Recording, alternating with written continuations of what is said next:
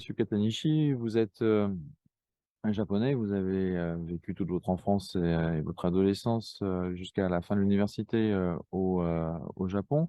Est-ce que, ben, donc, le thème du colloque, Kano Gigolo, figure inspirante de l'éducation, est-ce que en tant que jeune Japonais, ça vous aurait parlé, ça vous parle?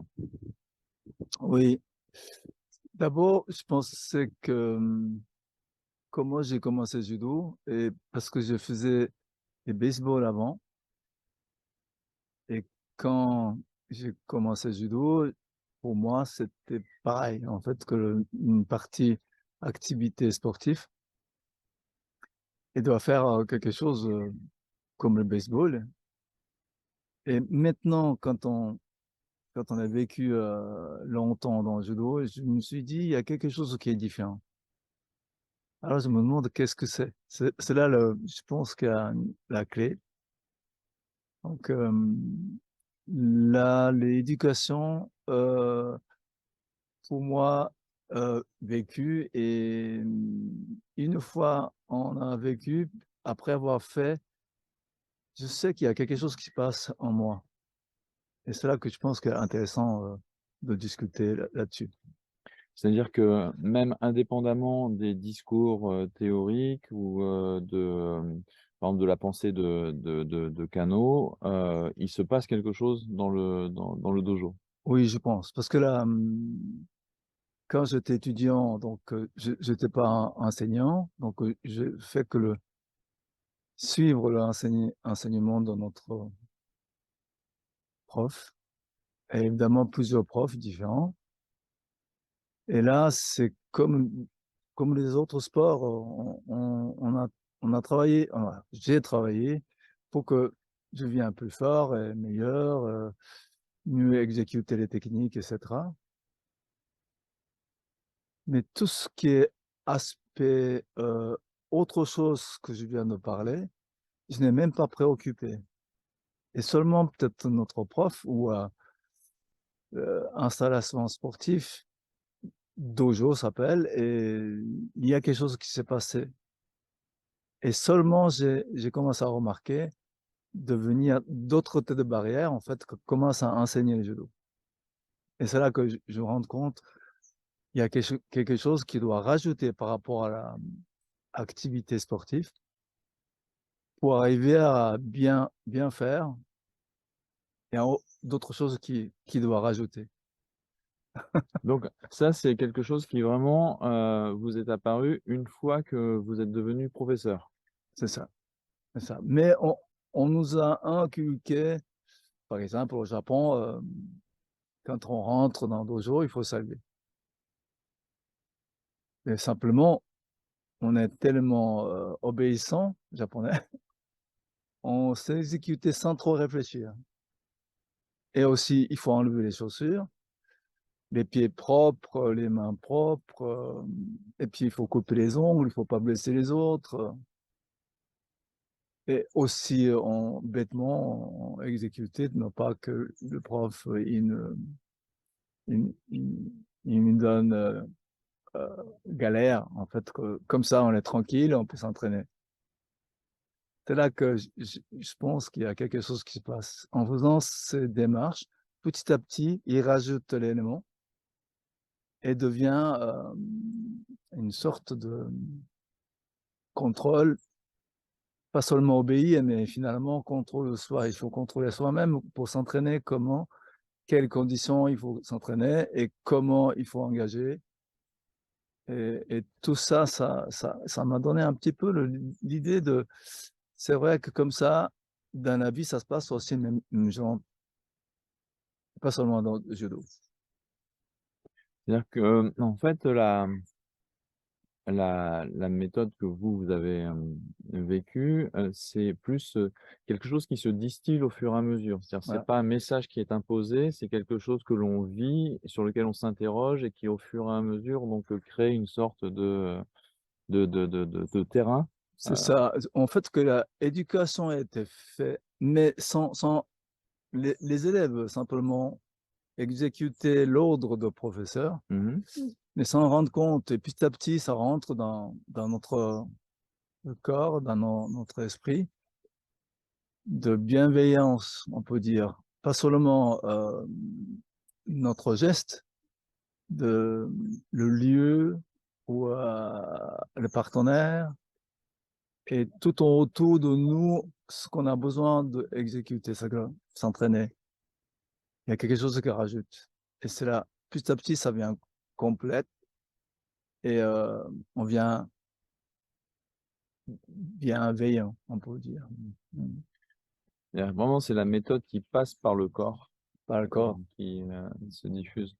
Et est-ce que vous pensez que au Japon, d'aujourd'hui, dans la société japonaise moderne, est-ce que vous pensez que le judo, tient une place, à part, encore, dans l'esprit des parents, dans l'esprit de la société, par rapport justement au fait que peut-être ça amène vers une dimension autre que le baseball ou ce genre de choses? Ou est-ce que vous pensez que c'est devenu plus, bah, une activité physique que comme les autres? À mon avis, ça a beaucoup changé. Par exemple, c'est complètement différent que le judo, mais en Suisse, le service militaire, il dit que c'est bien. Tout le monde te dit, ouais, militaire, mais côté expérience, être un homme militaire, il y a quelques rigueurs de vie.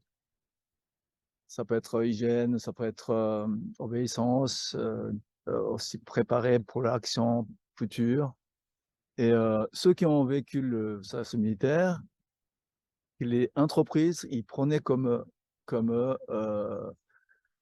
cadre parce que c'est une rigueur qui fait reflète dans la vie quotidienne. Et le judo, c'était aussi comme ça au Japon. Mais malheureusement, le centre de judo, ça devient compétition, shiai.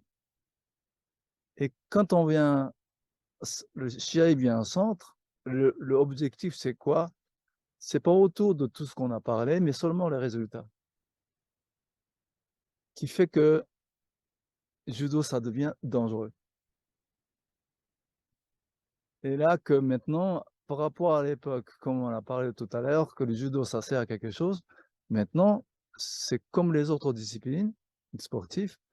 Judo, c'est seulement chercher les résultats parce qu'il vient au centre. Et en même temps, par rapport à la règlement actuel, judo, ça devient dangereux. Donc les parents, ils ont peur d'envoyer les jeunes. Mmh. Heu, mais si je fais le rapport avec ce que vous nous avez raconté de votre expérience personnelle, vous nous avez dit: «Bah, finalement, bah, j'ai commencé le judo sans avoir vraiment conscience que c'était différent du baseball. Je me suis entraîné pour devenir fort et finalement, bah, c'est une fois devenu professeur que j'ai compris que les un petit peu comme si toutes les pièces du puzzle se mettaient en place». Seulement. Est-ce que, finalement, dans la société japonaise moderne hein, on peut s'entraîner jusqu'à la sortie de l'université, grosso modo, et après c'est beaucoup plus compliqué. Finalement, est-ce qu'on n'interrompt pas le processus? Bien, est-ce que le judo ne se révèle pas finalement un peu comme un bon vin, au fur et à mesure en vieillissant et qu'en interrompant, finalement l'expérience, à 22 ans, 23 ans, est-ce qu'on n'empêche pas finalement le processus la maturation Je de crois ce que oui, je crois que oui. Maturation existe certainement, sûr. Et au fur et à mesure, on avance, comme on a dit tout à l'heure, la même chose, de complète, petit à petit, ça vient complexe dans notre vie d'activité judo. Et je pense que malgré actuellement, judo, ça vient compétition qui est centre, et le suffit de voir tout ce qui est ensemble de ce qu'on le fait, il est bien utile dans la vie société actuelle, à mon avis. Et alors justement, vous qui avez beaucoup, voyagé, vu beaucoup de dojos dans le monde et puis qui avez passé, donc une grosse partie de votre vie, d'abord en France, mais surtout en Suisse. Donc est-ce que vous avez pu, constaté, bon, des différences, des similarités? Est-ce que vous avez pu constater que finalement, sans avoir besoin du discours, alors que le judo pourrait enfin, est d'origine japonaise, et donc même le vocabulaire, est japonais. Est-ce que, la méthode fonctionne d'une certaine manière? Est-ce que la méthode de Ouais. transformation, d'interrogation de l'individu, fonctionne? Ce qui est bien pour moi, le judo, ça s'appelle judogi, c'est uniforme. Tout le monde est la même. Comme au Japon, lycéen ou dans l'école, on met les uniformes. Et quand on est tout le monde a le même uniforme, on voit pas la différence de richesse ou la condition de vie. Ils tous ensemble. Donc là, à l'époque, le samouraï est agriculteur, Mmh. qui est grande différence de niveau société. Mais une fois on a mis judogi, tout le monde est le même. Et ce qui est bien le judo, c'est que tout le monde on peut pratiquer sans voir de différence de niveau société, ni côté richesse. Et ce qui est bien l'éducation de justement euh, le judo, c'est que tout le monde puisse faire maintenant. Tout le monde faire quelque chose. Même en France, au début, le judo, c'était quelqu'un de bien réussi dans la vie. Il faisait du judo. Maintenant, tout le monde peut le faire judo et sans voir différence de niveau société. Et c'est là que, un côté, c'est très bien pour, euh, pour que certains qui ont eu problème de ce niveau société, qui arrivent dans le judo, suffit de faire un entraînement et de continuer à travailler, on peut y aller même au-delà de ce qui était, on peut pas l'attendre quand c'était société normale, mais quand on a judo, on arrive à faire plus loin. C'est-à-dire que il donne un peu de confiance et de, on peut dire comment, on a envie d'aller en avant. Et c'est là que je pense côté judo qui a développé dans le monde entier, c'est que cette côté euh, euh, égalité de départ et tout le monde puisse aller en avant sans préjugés. Le, une dernière petite, question peut-être, mais vous avez aussi, donc, on a parlé donc, par exemple, donc au Japon où, finalement, pour, la plupart des pratiquants, la pratique va s'arrêter à 22-23 ans.